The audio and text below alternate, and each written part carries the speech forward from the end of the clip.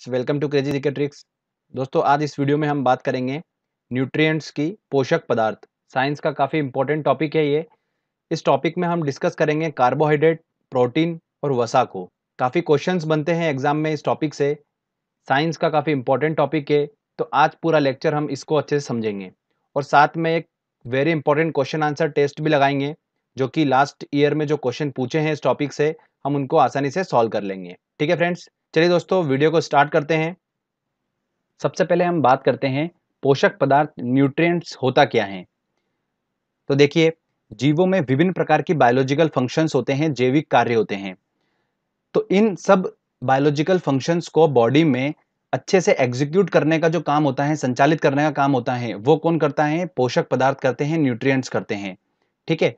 अब ये बात आती है दिमाग में कि बायोलॉजिकल फंक्शंस क्या-क्या होते हैं। तो बायोलॉजिकल फंक्शंस क्या-क्या होते हैं? ऊर्जा उत्पन्न करना बॉडी में, मेटाबॉलिक एक्शन, उपापचय की क्रिया, ठीक है, शरीर की टूट-फूट की मरम्मत करना, ये सब जो होती हैं प्रोसेस होती है हमारी बॉडी में, बायोलॉजिकल फंक्शंस बोलते हैं इनको। इनको अच्छी तरीके से बॉडी में एग्जीक्यूट करना, संचालित करने का काम जो होता है वो होता है इन पोषक पदार्थों का। अब ये पोषक पदार्थ, न्यूट्रिएंट्स क्या-क्या होते हैं मैं आपको बता देता हूँ। कार्बोहाइड्रेट होते हैं, प्रोटीन होते हैं, वसा होते हैं, ये सब पोषक पदार्थ होते हैं। इसके अलावा विटामिन भी होते हैं, जल, लवण, ये सब होते हैं पोषक पदार्थ। उनको हम सेपरेट एक लेक्चर में डिस्कस करेंगे। विटामिन का एक सेपरेट लेक्चर बनाऊंगा मैं, उसमें हम सारे वो अच्छे से डिस्कस करेंगे। ठीक है। अभी हम बात कर रहे हैं कार्बोहाइड्रेट, प्रोटीन और वसा की। इन तीनों को एक साथ इसलिए लिया गया है दोस्तों, क्योंकि कार्बोहाइड्रेट, प्रोटीन और वसा जो होते हैं हमें बॉडी में ऊर्जा प्रदान करते हैं, और जबकि विटामिन जो होता है उससे हमें बॉडी में ऊर्जा प्रदान नहीं होती है। ठीक है, उसका काम अलग होता है बॉडी में, वो मैं आपको बाद में बताऊंगा। तो कार्बोहाइड्रेट, प्रोटीन, वसा का काम क्या होता है? मेनली होता है कि ये हमारी बॉडी को ऊर्जा प्रदान करते हैं। ओके। अब एक एक करके सभी को मैं डिस्कस करता हूं आपसे और अच्छे से आपको इंपॉर्टेंट पॉइंट बताता हूं जो एग्जाम में पूछे जाते हैं। सबसे पहले हम बात करते हैं कार्बोहाइड्रेट की।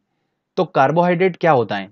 जब कार्बन, हाइड्रोजन, ऑक्सीजन एक फिक्स रेशियो में मिले होते हैं, 1:2:1 में, जो मिलकर एक पदार्थ बनता है, उसको हम क्या बोलते हैं? कार्बोहाइड्रेट बोलते हैं। ठीक है। शरीर में 50 से लेकर 75% तक की जो ऊर्जा होती है वो हमें कहां से मिलती है? कार्बोहाइड्रेट से मिलती है। तो देखिए, मान लो हमें एनर्जी बिल्कुल कम हो गई बॉडी में, तो कार्बोहाइड्रेट हमें क्या करता है? ऊर्जा प्रदान करता है। अगर बोल सकते हैं हम सिंपल वर्ड में, जैसे कोई बाइक है, उसमें फ्यूल का काम कौन करता है? पेट्रोल करता है। तो सेम हमारी बॉडी में फ्यूल का काम कौन करता है? कार्बोहाइड्रेट करता है। अगला ध्यान रखिए दोस्तों, इसके रूप होते हैं। कार्बोहाइड्रेट 3 टाइप का होता है: मोनोसेकेराइड कार्बोहाइड्रेट, डाइसेकेराइड और पॉलीसेकेराइड। तो इसके कौन कौन से फॉर्म होते हैं? देखिए, glucose, fructose, galactose, sucrose, maltose और लैक्टोज, ये सभी जो है ये कार्बोहाइड्रेट के रूप हैं। अब ग्लूकोज जो होता है वो सबसे जल्दी एनर्जी प्रदान करता है। ग्लूकोज, ध्यान रखिएगा, इन सभी में सबसे जल्दी एनर्जी कौन प्रदान करता है? ग्लूकोज करता है। फ्रुक्टोज जो होता है वो कहां से प्राप्त होता है? हमें शहद से फ्रुक्टोज प्राप्त होता है। तो ये इंपॉर्टेंट पॉइंट है, ध्यान रखिएगा। अगर 1 ग्राम ग्लूकोज के पूर्ण ऑक्सीकरण, मतलब 1 ग्राम ग्लूकोज को अगर हम दहन करते हैं, जलाते हैं, तो उससे हमें कितनी ऊर्जा मिलती है? 4.2 किलो कैलोरी ऊर्जा प्राप्त होती है। ध्यान रखिएगा, 1 ग्राम ग्लूकोज के पूर्ण ऑक्सीकरण पर। अगला पॉइंट आता है कि कार्बोहाइड्रेट का एक और मेन काम होता है कि न्यूक्लिक अम्ल का निर्माण करते हैं बॉडी में। और ये न्यूक्लिक अम्ल के काम क्या होता है? ये अनुवांशिक गुण जो होते हैं, जेनेटिक गुण जो होते हैं, उनको क्या करते हैं? एक पीढ़ी से लेकर दूसरी पीढ़ी तक ले जाने का काम करते हैं। कौन? न्यूक्लिक अम्ल। ओके। अब बात आती है कि कार्बोहाइड्रेट जो होता है वो हमें कहां कहां से प्राप्त होता है। तो गेहूं, चना, मक्का, बाजरा, आलू, शकरकंद, शलजम और शहद। ध्यान रखिएगा, शहद से क्वेश्चन पूछा जाता है। तो इन सब चीजों से हमें कार्बोहाइड्रेट प्राप्त होता है, ये उसके स्रोत हैं। तो ये मेनली बेसिक पॉइंट है कार्बोहाइड्रेट के बारे में जो आपको पता होना चाहिए। चलिए आगे बात करते हैं हम अब प्रोटीन के बारे में। प्रोटीन क्या है? प्रोटीन एक केमिकल कंपाउंड है, कार्बनिक यौगिक है, जो कि 20 अमीनो अम्ल से मिलकर बना होता है। 20 अमीनो अम्ल से मिलकर बना होता है ये प्रोटीन। ठीक है। हमारी बॉडी को 20 तरीके के प्रोटीन रिक्वायर्ड होते हैं। 10 तो क्या होते हैं दोस्तों? जो हमें हमारी बॉडी से खुद मिल जाते हैं, और 10 जो होते हैं वो हम भोजन से प्राप्त करते हैं।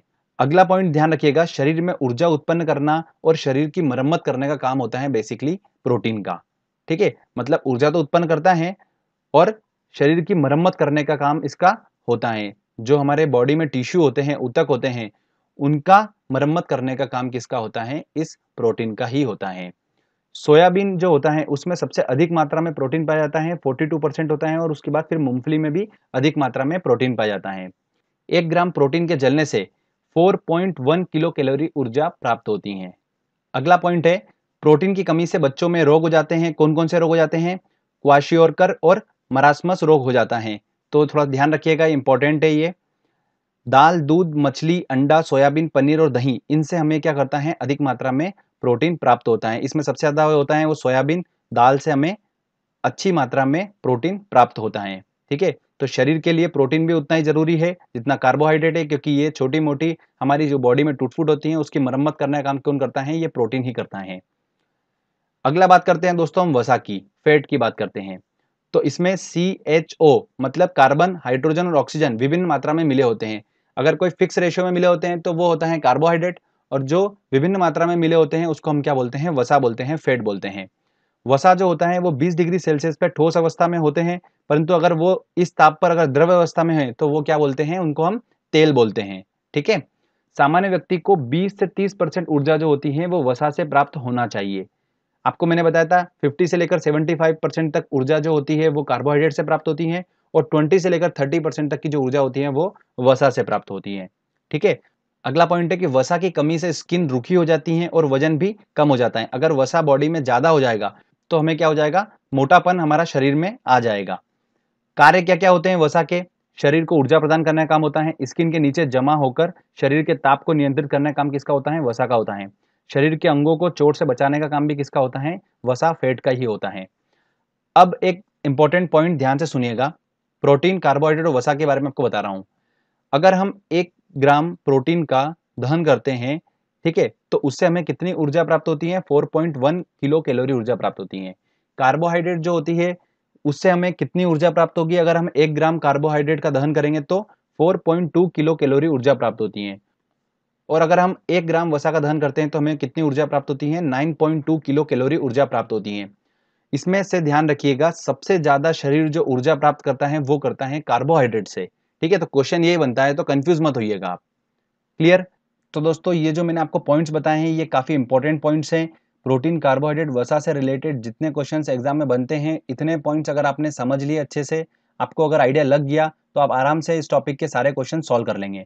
चलिए दोस्तों हम टेस्ट लगाते हैं और देखते हैं कि कितने क्वेश्चन सॉल्व कर पा रहे हैं।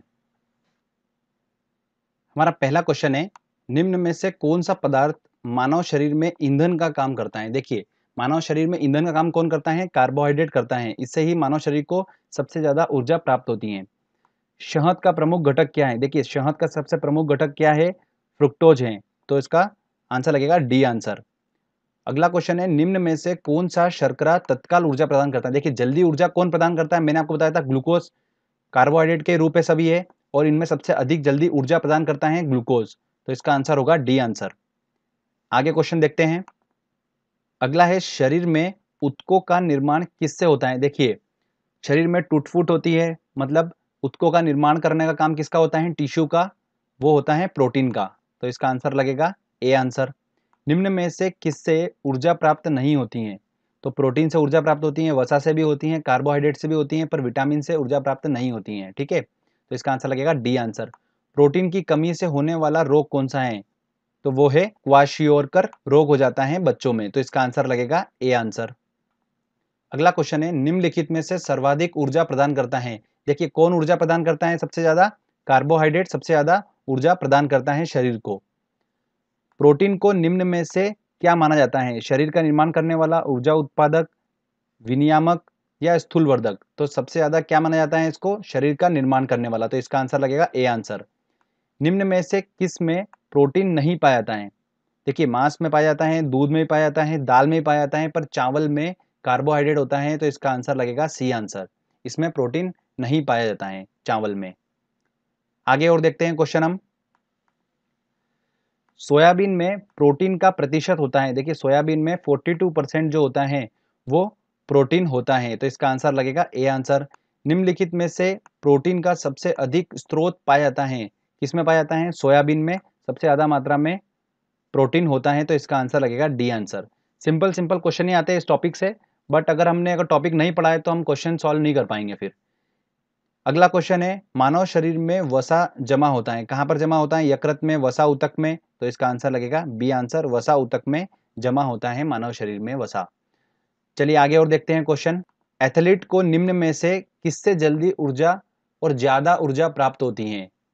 तो किससे प्राप्त होती है? वसा से, विटामिन से, प्रोटीन से या कार्बोहाइड्रेट से? तो उसे कार्बोहाइड्रेट से अधिक मात्रा में ऊर्जा प्राप्त होती है, तो इसका आंसर लगेगा डी आंसर। ठीक है दोस्तों, तो ये एक छोटा सा टॉपिक था, इतना कोई बड़ा टॉपिक नहीं है, बट इससे क्वेश्चंस बनते हैं एग्जाम में, तो हमने इसको अच्छे से समझ लिया और क्वेश्चन आंसर टेस्ट भी लगा लिया। तो इससे अगर क्वेश्चन आएगा एग्जाम में तो हम आसानी से उसको सॉल्व कर लेंगे।